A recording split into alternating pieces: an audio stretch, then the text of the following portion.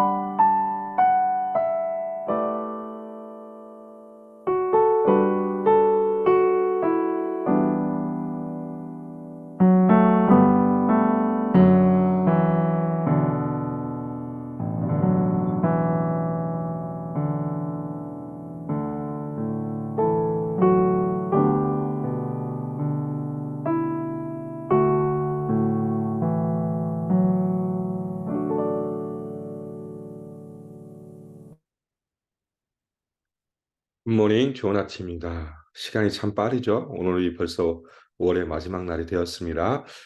오늘 하루를 살아가면서 돌아보며 5월에 베풀어 주신 하나님 은혜에 감사하며 또한 주님이 주시는 풍성한 은혜를 누리는 귀한 하루 되시길 소망합니다. 오늘 말씀 같이 나누겠습니다. 사무엘하 24장 15절부터 25절 말씀입니다. 사무엘하 24장 15절부터 25절 말씀입니다. 이에 여호와께서 그 아침부터 정하신 때까지 전염병을 이스라엘에게 내리시니 단에서부터 후엘세박까지 백성의 죽은 자가 7만 명이라. 천사가 예루살렘을 향하여 그의 손을 들어 멸하려 하더니 여호와께서 이 재앙 내리심을 뉘우치사 백성을 멸하는 천사에게 이르시되 족하다.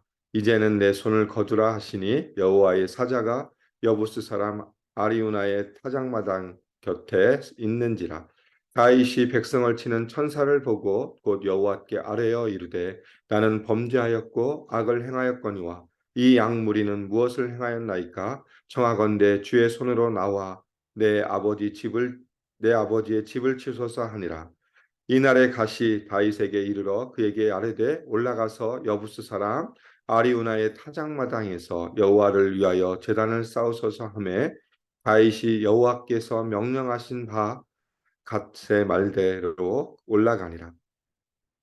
아리오나가 바라보다가 왕과 그의 부하들이 자기를 향하여 건너옴을 보고 나가서 왕 앞에 얼굴을 땅에 대고 절하며 이르되 어찌하여 내 주 왕께서 종에게 임하시나이까 하니 다윗이 이르되 내게서 타작마당을 사서 여호와께 제단을 쌓아 백성에게 내리는 재앙을 그치게 하려 함이라 하는지라. 아리오나가 다윗에게 아뢰되 원하건대 내 주 왕은 좋게 여기시거든 여기 여기시는 대로 취하여 드리소서.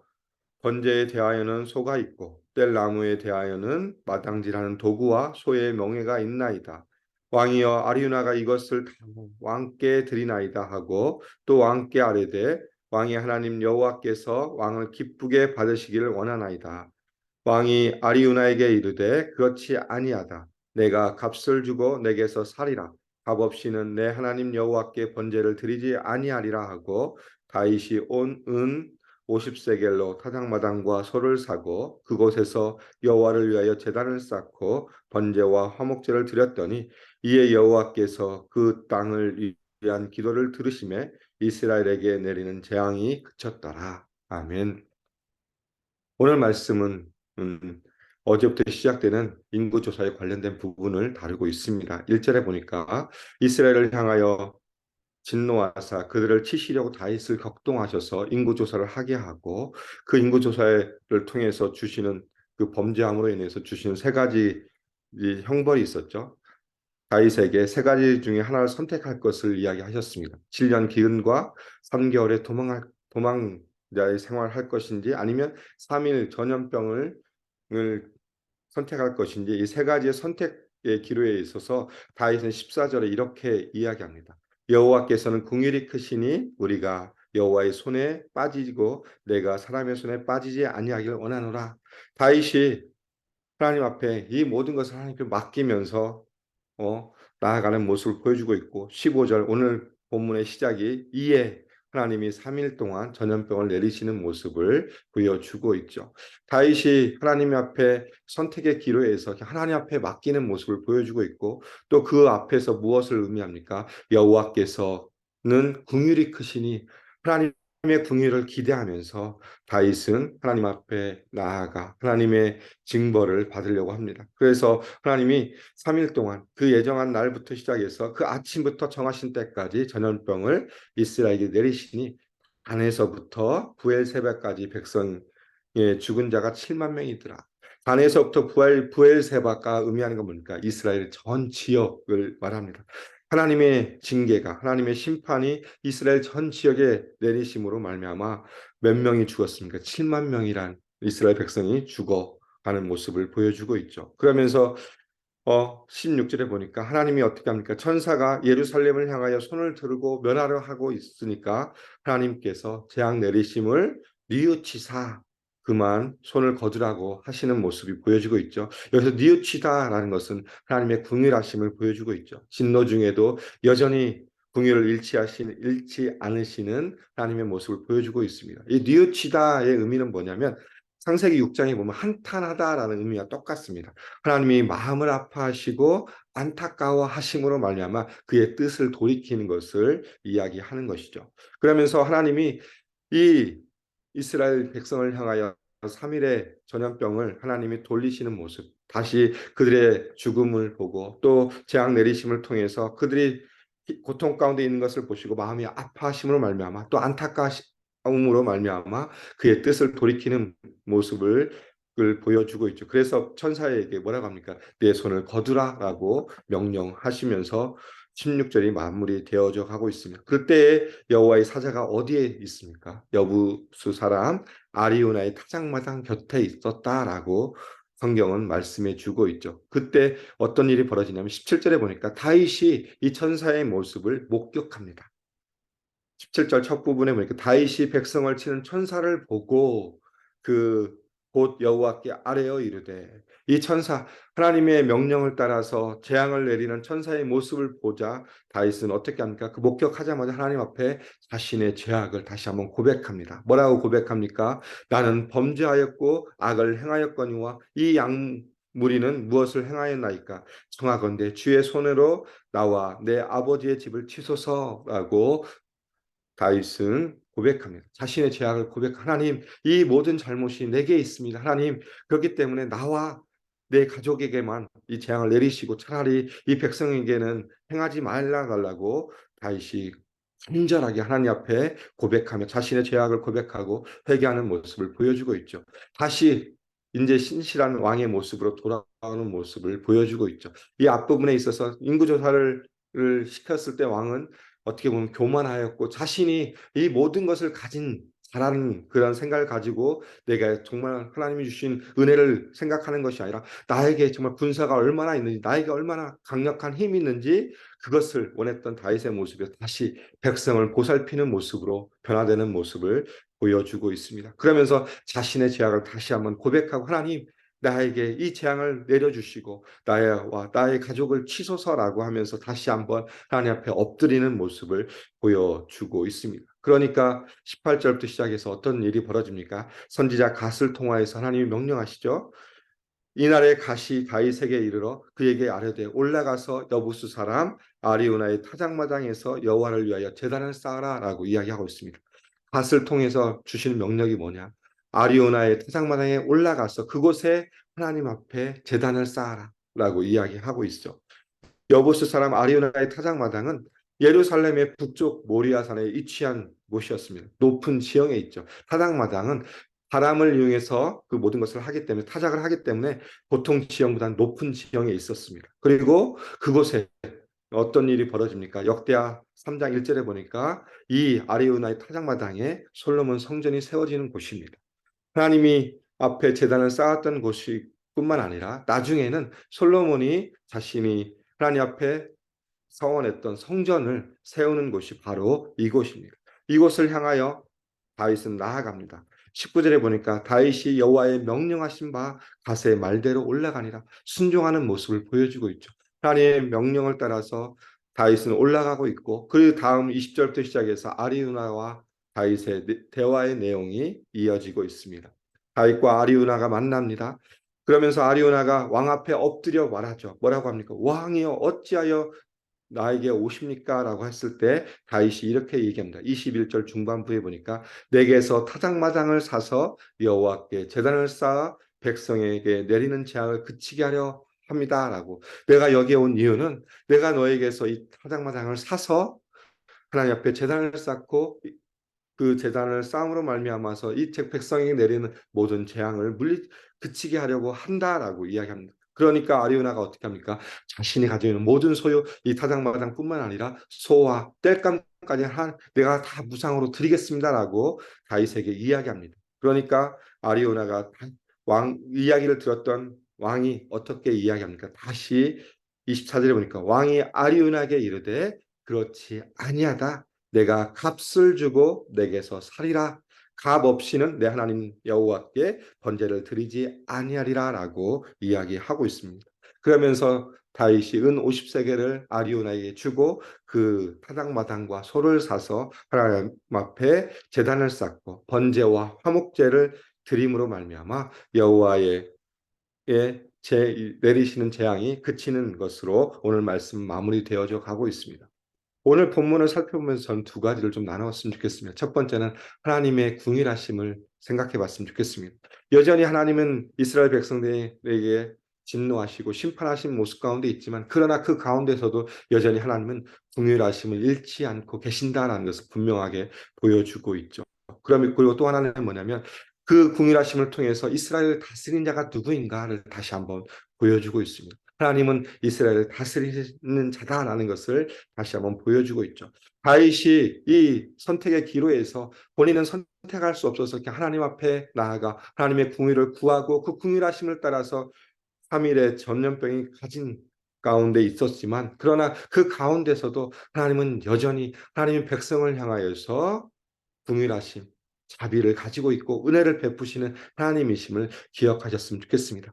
여전히 이 땅을 살아가는 우리에게도 하나님은 어떠한 분이십니까? 여전히 우리에게 궁의를 베푸시고 우리에게 자비를 베푸시고 은혜를 베푸시는 분이시고, 또한 우리의 삶에 있어서 최고의 중심이시고 우리의 삶의 주인이 하나님이심을 분명하게 말씀해 주고 있습니다. 그러므로 말미암아서 이스라엘 백성들을 다시 회복시키시고 모든 재앙을 마무리 지으시는 분이 하나님이심을 다시 한번 기억하셨으면 좋겠습니다. 두 번째는 뭐냐면, 죄의 해결에 대한 부분의 문제입니다. 다윗이 아리우나에게 가서 분명하게 이야기한 게 무엇입니까? 24절에 보니까 내가 값을 주고 내게서 살이라, 값 없이는 내 하나님 여호와께 번제를 드리지 아니하리라라고 이야기하고 있습니다. 죄의 문제를 해결하기 위해서 필요한 것은 값의 지불입니다. 값의 지불. 다윗은 값을 주고 그 땅을 삽니다. 바닥마당과 소를 사고 그곳에서 하나님 앞에 번제와 화목제를 드림으로 그 기도를 하나님이 들으시고, 그로 인해서 죄악을, 이 내리신 재앙이 그쳐지는 모습을 통해서 분명하게 이 죄를 해결하기 위해서는 값이 필요하다는 것을 분명하게 말씀해 주고 있습니다. 우리에게도 죄의 문제를 해결하기 위해서는 값이 필요하죠. 그러나 그 값이 이미 지불되었습니다. 그 누구를 통해서 지불되었습니까? 다윗의 후손으로 오신 예수 그리스도께서 우리를 죄를 해결하시기 위해서 직접 값을 치러 주셨습니다. 아리우나의 타작마당에 이 솔로몬의 성전이 세워져 있고, 훗날 다윗의 후손으로 오신 예수님께서 그곳에서 십자가에 못 박혀 죽으시고 우리를 위해서 우리의 죄를 해결하시기 위해서 모든 죄값을 치르신 곳이 바로 그곳이었습니다. 예수님께서 이 땅에 오셔서 우리를 위해 모든 것을 내어주심으로 말미암아 우리의 죄를 해결해 주신 것이 바로 이 죄의 해결의 방법입니다. 우리의 죄를 해결해 주시기 위해서 예수님은 이 땅에 오셨고, 그 십자가에서 물과 피를 쏟으심으로 말미암아 우리를 향하여 사랑을 표현해 주시고 우리의 모든 죄값을 치러 주셨습니다. 베드로전서 2장 24절에 베드로가 이렇게 말씀하십니다. 친히 나무에 달려 그 몸으로 우리 죄를 담당하셨으니 이는 우리로 죄에 대하여 죽고 의에 대하여 살게 하려 하심이라. 그가 채찍에 맞음으로 너희는 나음을 얻었다라고 사도 베드로는 이야기하고 있습니다. 이 말씀처럼 예수님께서 친히 나무에 십자가에 못 박혀 죽으심으로 말미암아 우리 죄를 담당하셨다라고 이야기하고 있고, 그로 인해서 우리로 죄에 대해서 우리는 죽게 됐고 의에 대해서 살게 하셨다라고 분명하게 말씀해 주고 있습니다. 다윗이 하나님 앞에 제단을 쌓았습니다. 핏값으로 돈을 주고 산 그곳에서 하나님 앞에 제단을 쌓고 범죄와 화목제를 통하여서 이스라엘 재앙에 그치게 한 것처럼, 다윗이 제단을 쌓은 그곳에서 우리를 위해서 십자가에 죽으시고 대신 값을 치러주심으로 말미암아 예수님은 우리를 하나님의 새로운 백성으로 만들어 주셨음을 기억하셨으면 좋겠습니다.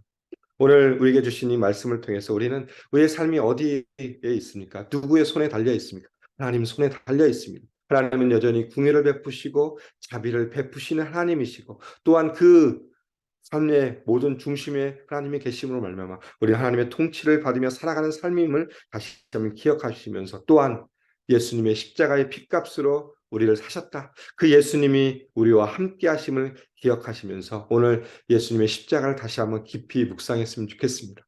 나를 위해, 나의 죄를 위해 대신 아무 흠도 없는 예수님이 나를 위해 십자가에 못 박혀 죽으시고 내 죄값을 대신 지불하신 그 예수님을 다시 한번 깊이 묵상하면서 오늘 하루도 주님과 동행하면서 주님이 부어주신 놀라운 은혜와 사랑을 경험하며 체험하는 귀한 시간이 되기를 주님의 이름으로 소망하며 축복합니다. 기도하겠습니다. 하나님 감사합니다. 오늘 또 말씀을 통해서 우리에게 다시 한번 하나님의 긍휼하심과 하나님의 자비하심을 다시 한번 볼 수 있도록 인도해 주셔서 감사합니다. 진노 중에도 심판 중에도 하나님은 여전히 긍휼을 잊지 않으시고 이 백성들을 향하여서 긍휼하심을 베풀어 주신 놀라운 은혜를 다시 한번 기억하게 해주시고 또한 우리를 위해 핏값으로 예수를 보내주시고 우리를 위해 십자가에 못 박혀 죽으심으로 말미암아 우리의 죄를 대속해 주신 놀라우신 예수님의 그 사랑을 다시 한번 기억하는 하루가 될 수 있도록 인도하여 주시옵소서. 나를 위해 십자가 못 박혀 죽으신 그 예수님을 다시 한번 깊이 묵상하며 또한 그 묵상함과 더불어서 예수님과 함께 동행하는 삶을 통하여서 하나님이 부어주신 놀라운 은혜를 누리는 귀한 삶이 될 수 있도록 인도하여 주시며 함께하여 주시옵소서. 오늘도 우리에게 하루를 허락하여 주신 하나님께 감사합니다. 오늘 하루의 삶을 통하여서 온전히 예수 그리스도가 드러나며 기도해 주시고 또한 그 경험을 통하여서 또한 예수 산책을 이뤄가는 말씀의 공동체, 제자 공동체, 미션 공동체 우리 교회가 아름답게 세워지기를 위해 기도 부탁드리겠습니다.